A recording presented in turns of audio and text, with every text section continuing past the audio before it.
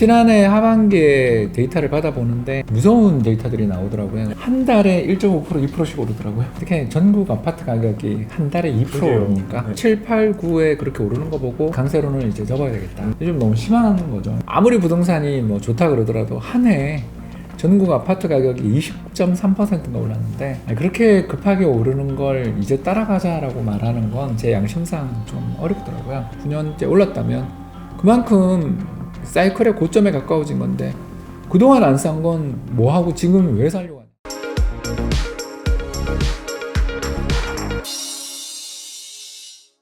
예, 매블리원 여러분 안녕하십니까. 오늘 최고의 이코노미스트 홍춘욱 박사님 모시고 말씀 나눠보겠습니다. 안녕하세요. 네, 홍 기자님 안녕하세요. 네. 반갑습니다. 오랜만에 또 모시게 됐습니다. 예, 제가 조금 책 쓰느라 바빠가지고. 네, 나와주셔서 감사합니다. 예, 감사합니다. 감사합니다.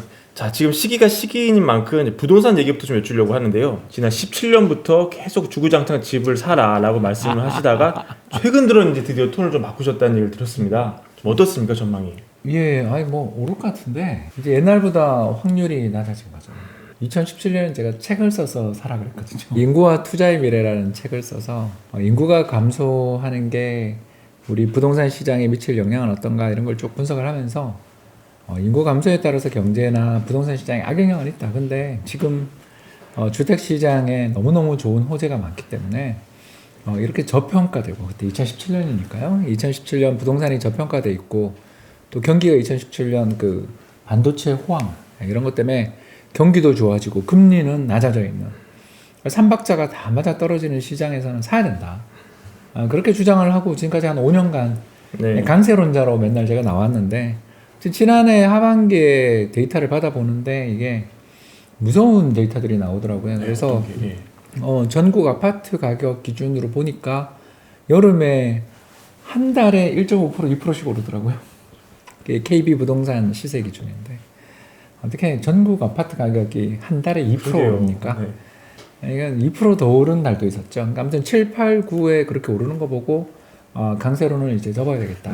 왜냐하면 요즘 너무 심한 거죠. 그러니까 제가 아무리 부동산이 뭐 좋다 그러더라도 한 해 전국 아파트 가격이 20.3%가 올랐는데 그렇게 급하게 오르는 걸 이제 따라가자라고 말하는 건 제 양심상 좀 어렵더라고요. 그러니까 가격은 더 오를 수 있다. 네. 맞는 게 뭐 정책금리 인상해봐야 1.25%. 또 올해 우리나라 명목 성장률, 그러니까 물가를 감안한 성장률이 한 6%에서 7% 사이로 보이는데. 와, 그래요? 이렇게 우리나라 경제 잘 나가요. 이야. 예, 그런 상황에서 뭐 금리 1.25%가 무슨 의미가 있는가? 또 양당 주요 후보들의 주택 공약이 이제 건설 확대, 착공 확대, 공급 확대로 가는 건 굉장히 긍정적인데 그게 하루아침에 집을 찍어낼 수가 없으니까 지금 뭐 광주 아이파크 봤잖아요. 네. 뭐 며칠 만에 한 층씩 올리다가 그 사고가 났다라는 증언들 나올 정도로 집이라는 걸 그렇게 쉽게 만들 수가 없습니다. 이런 요인을 생각하면 2022년 올해도 집값은 오른다. 다만 작년 봤던 그런 20%의 상승이라는 것은 되게 안 좋은 징후다. 뭐냐면 마지막 불꽃을 태우기 전에 이렇게 번쩍하는 그런 상승세가 나오는데 2008년, 9년 부동산 시장이 이제 무너지기 시작하기 직전이었던 2006년이 강남, 2008년 봄이 서울 강북이 그렇게 올랐어요. 이번 상승세가 사실은 2006년 가격 상승률보다 더 높았습니다. 그런 가격 상승이 나온 다음에 경제 여건도 나빠지고 금리도 오르고 공급도 늘어나면서 결국 시장이 그 뒤에 흐르다가 하우스푸어 사태까지 갔잖아요. 그래서 지금이 가격의 고점은 당연히 아니다. 근데 모멘텀의 고점일 수는 있겠다. 지금 사서 작년 같은 상승세를 기대하기는 지금 좀 어려워질 수도 있다. 그러니 요약하자면 지금 사서 큰 성과를 낼 가능성이 예전보다 훨씬 낮아진 것 같다. 이렇게 말씀을 드리겠습니다. 작년에 그렇게 많이 올랐으면 작년이 고점이 될 수도 있지 않을까요? 근데 이제 그거는 절대 가격은 더 오를 수도 있다라는 게 저희 생각인데 이 두 가지 문제 때문에 그런데 첫 번째는 아까 경기 좋다 이야기했으니까 넘어가고 두 번째가 뭐냐면 선거입니다. 선거에서 모 정당 후보께서 뭐 말씀하시냐면 김포공항 밀고 거기 아파트 올리겠다. 근데 그 지역이 진짜 좋은 지역이에요. 왜냐면 저도 거기 살았습니다. 네. 그래요? 신정사거리라고요. 네. 맨날 비행기가 위에 이렇게 배가 보이죠. 저는 이제 돈 없는 자취생이라서 학교에 이제 버스 타고 다니면서 이렇게 살던 동네였는데 그 지역이 고도 제한이 있어요. 비행기 뜨고 내려야 되니까.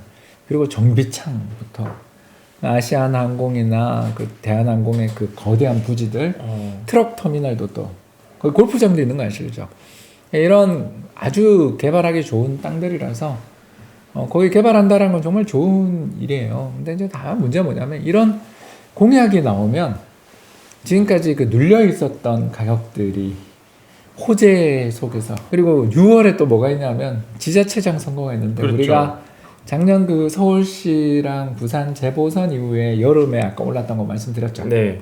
그래서 토지거래 허가 제한 구역을 설정해야 될 정도로 집값이 급등했죠. 예. 여름에 보궐선거 정도였는데도 집값이 폭등했습니다. 그리고 부산 집값은 뭐 말도 못하게 올라고요. 그 뒤로도. 이런 점들을 해보면 앞으로 지자체장 선거까지 해서 개발 공약이 나올 게 너무나 많은 상황인데 절대 가격이 지난해 12월 가격보다 전국 기준으로나 뭐 수도권 기준으로 떨어질 것인가? 쉽지 않다. 탄력이 둔화된 것만 해도 고마운 일이지. 지금 빠진다고 말하려니까 좀 무섭다. 아직은 그런 이야기를 한다는 자체가 위험해 보인다. 아니, 그런 이야기를 들을 수가 있는 것 같아요. 두 개 질문 좀 같이 좀 드리고 싶습니다, 대표님. 올해 일단 임대차법 시행 2년 오잖아요. 요거 맞물려서 있는 전세값이 어떻게 될지도 의견이 좀 나뉘더라고요. 그리고 지금 전세를 살고 있는데 지금 내 집 마련하기는 좀 시기상 애매하고 지금 어떻게 될지 갈팡질팡하는 분들에게는 좀 어떤 조언을 하실 수 있을지. 첫 번째는 저는 그 집계된 가격은 오른다. 계약갱신 청구를 썼던 물량들이 나오면서 그 사람들이 이제 이주를 하든가 재계약을 해야 되는데 그때 전세 가격이 주변 시세에 맞춰서 올라가는 건 어쩔 수 없다. 네. 그런데 신계약 기준으로 보면 상승 탄력은 좀 약한 것 같다. 그러니까 작년하고 재작년 사이에 워낙 많이 전세가 올랐기 때문에 그 오른 걸 수용하는 가격이거나 혹은 그 가격엔 도저히 재계약할 수 없어서 그분이 다른 지역으로 이제 선택을 하시면서 그 기존에 있었던 신계약 가격보다는 지난 2년 동안에 새로 계약된 가격보다는 안정될 수 있다. 그런데 표본이라는 것은 항상 전체 시장의 호가를 가지고 이렇게 계산을 하니까 이게 현실화는 되는 거죠. 실거래가로 전세 가격 지키는 것들은 계속 오를 여전히 있다. 네. 두 번째는 사지 말자 이제. 사지 말자. 왜 그러냐면 2014년부터 서울이 8년째 오르고 있습니다. 8년째 오르는데 못 샀다면 이유가 있다. 두 가지 중에 하나 아니겠어요? 하나는 돈이 없다. 그런 분들한테 영끌해라고는 말 못하겠다. 영끌도 안 되고요, 사실은. 지금 뭐 그죠. 정부 규제, 특히 그 거액 대출 받으면 DSR 규제를 적용하기 때문에 되게 대출이 어려워졌고, DTI도 굉장히 어려운데 DSR까지 지금 왔다. 여기에 또 금리도 부동산 담보대출이 그렇게 어려워지는데 이제 그러면 이제 이금융권 가야 되는데 이게 요새 우리 신용대출 금리 받아보신 분들, 마이너스 통장 연장해 보신 분들은 다 압니다. 얼마나 금리 오르고 있는 걸 느끼죠. 그러니까 이걸 부담해서 사겠다. 지금까지 안 사고 내가 돈이 부족해서 못 샀다라고 하신다면 뭐 꼭 지금 사야 되냐? 차라리 미국 부동산 사자. 예, 해외 리츠 투자는 뭐 부동산 아니냐. 네. 참고로 미국도 작년 주택 가격이 20% 올랐거든요. 우리나라 아파트 20% 올랐다라는 것만 보지 말고 해외 부동산 지수나 뭐 주거용 부동산 리츠에 투자를 하신 분들도 미국에서 작년 누적 상승률이 대략 얼마냐면 43% 정도를 기록했는데, 이게 무슨 말을 하고 싶냐면 우리나라 부동산이 저렇게 오르는데 저거 안 따라갈 수 없다라는 말을 하시는 분들은 그건 핑계에 불과하다. 그러면 맨하탄 부동산을 사자. 혹은 일본 신주쿠 부동산을 사자라는 거죠. 해외 글로벌 리츠를 사는 게 더 낫지 않냐. 그러면 얼마든지 가격 상승에 따라서 지금이 아니면 영원히 이 가격을 못 살 것 같은 그런 어떤 좀 추격의 공포를 다른 데 분산 투자함으로써 얼마든지 이겨나갈 수 있는데 굳이 이 가격에 오른 걸 사야 되느냐라는 거고, 이제 두 번째, 집을 안 사신 분들의 이제 두 번째 특성은 집값이 하락할 거라고 믿었기 때문에 안 산 거잖아요. 그러면 8년을 올랐으니까 점점 더 하락의 리스크는 커지는 거 아닙니까? 원래 경기 사이클이라는 게 한 10년 좋아지면 그 뒤에 한 3, 4년 나쁠 수도 있는 게 부동산 시장 사이클인데, 대략 이제 부동산 시장의 사이클을 정확하게 정의할 수는 없는데 대략 13년에서 18년 주기로 왔다 갔다 합니다. 그게 정확한 숫자를 이야기하는 건 다 죄송합니다만은 그 거짓이고요. 네. 일정한 비율로 이렇게 경기가 오면 저 같은 이코노미스트가 세상에서 또 제일 부자가 돼야 돼요. 근데 저희들 이코노미스트들 대부분 아시는 것처럼 책 쓰고 강연에서 이렇게 소득이 나오는 경우가 많지, 그렇게 재테크를 잘하는 사람 잘 드물잖아요. 대표님 잘하시잖아요. 그거는 이제 오히려 현직 그만두고 잘 된 케이스잖아요. 저는 아시잖아요. 제가 그때 방송에 와서 한번 이야기했잖아요. 2020년 환율 급등할 때 그때 달러 들고 있었던 걸로 제가 이렇게 성과를 낸 거지. 부동산 매매 잘했다 이렇게는 저도 말 못하잖아요. 그냥 1가구 1주택, 한시적 1가구 2주택자로 살았고 지금도 1가구 1주택자인데 뭐 별 문제 없습니다. 예, 그런 주장에서 제가 뭐 큰 돈을 벌어서 내면을 믿으라가 아니라 경기 사이클이라는 것은 예측하기 어렵고 그냥 역사적 평균이 13년에서 17년 사이에 왔다 갔다 했는 거지. 그러면 지난번 바닥이 언제냐면 2013년인데 2013년부터 지금까지 8년, 9년째 오르고 있다라는 올해 오른 9년이네요. 아무튼 9년째 오르고 있는 사이클인데 이게 짧으면 2013년 주기라고 그랬으니까 올해부터 빠져서 4년간 빠져도 13년 되죠. 네.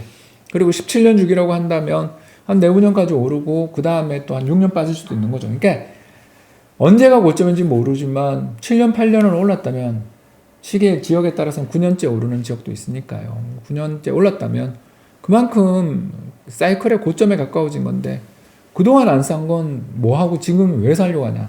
결국 당신은 작년 2020년에 발생했던 20% 가격 상승에 공포를 느낀 거고 거기서 사야 되겠다고 결정을 했을 가능성이 있다. 네. 그건 한번 다시 생각해보자.